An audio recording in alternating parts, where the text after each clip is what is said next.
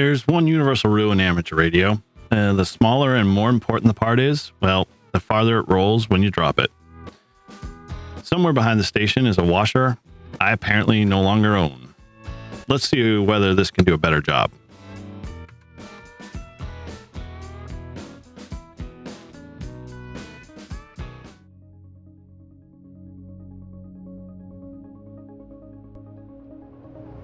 I could sit here and read every specification off the side of the box, shine it at the wall, and tell you bright things are bright.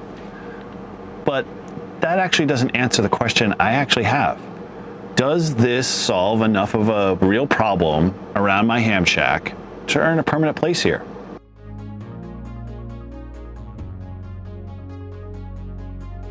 We're going to start using this around the station, on the workbench, behind the equipment, and beside an active receiver.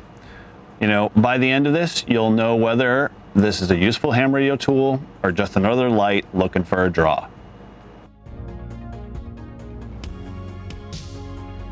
The Oclip Pro combines 3 different lighting options into one small body. The floodlight is designed for a wide, close-range illumination. Spotlight provides a more focused beam for looking farther away or into a specific area. And the red light gives us a lower impact option for working in reduced light or marking a location. The picture on the side chooses the type of light, while the center button controls the power and the brightness. It's compact enough to clip onto clothing, maybe your equipment bag, a shelf, or another thin surface. The magnetic back also gives us some interesting options around the radio station. At the lower floodlight setting, I can see controls and equipment without overwhelming the radio display. As we increase the brightness, we get a wider and more complete coverage of my desk. And at the highest output, well, there's plenty of light, but it may be more than I would normally want while operating. Now, the front of my ham shack looks very well organized. But when you get to the back, the rack, well, it looks like several extension cords, a few coax cables, and an Ethernet decided to form their own government. This is kind of one of those situations where this clip-on light would be way more useful than a normal handheld flashlight ever could be. I need both hands to trace the cables, identify connectors, and make those changes. Next is the workbench or your storage area. You know, this is where good lighting matters because ham radio apparently requires every important screw to be slightly smaller than your ability to see it. Or maybe you're rifling through your POTA box and you need that little extra light to guide the way. Now, where did I put that choke again? Now, for detailed work, I would still prefer a dedicated bench light or a magnifying type lamp. But in a pinch, this could be super useful when I need additional light, maybe from another angle or while I'm working somewhere away from my main bench. Now we're going to get to the test that actually determines whether this little light can live right beside my radio equipment. Because does it create interference? Well, as we all know, sometimes small rechargeable electronics can create or generate noise through switching circuits, maybe their voltage regulation, or even in the USB-C charging. So we're going to do a little listen to the receiver with the light turned off, then repeat the test through different lighting modes and see what we get. Now, this is the receiver with the Oclip Pro turned off.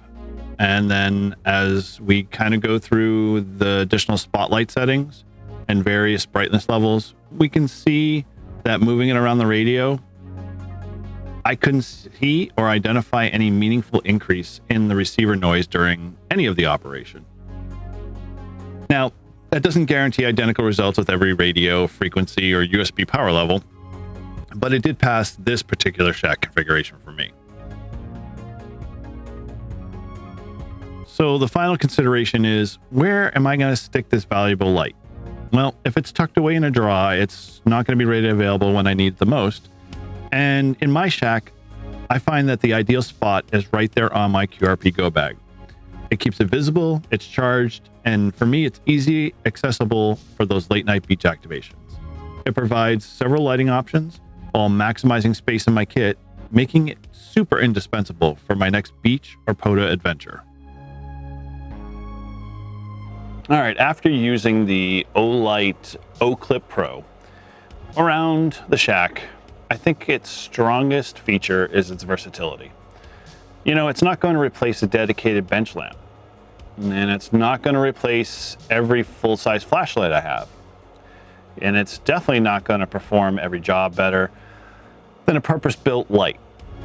But it can provide general station lighting. It's got a focused inspection light, red illumination, magnetic mount, and hands-free in one small compact package. The internal battery, well, it can't be swapped out in the field, which is fine for its small size. The controls took a little bit of time for me to figure out, as they required some practice, but once you got the flow of things, they worked well. Now, the clip for me was a plus, but it did struggle in some areas. One of the things I felt was its orientation. It should be flipped, so if I wanted to put it on a hat or I wanted to clip it to something, the light would be facing the object that I want to illuminate.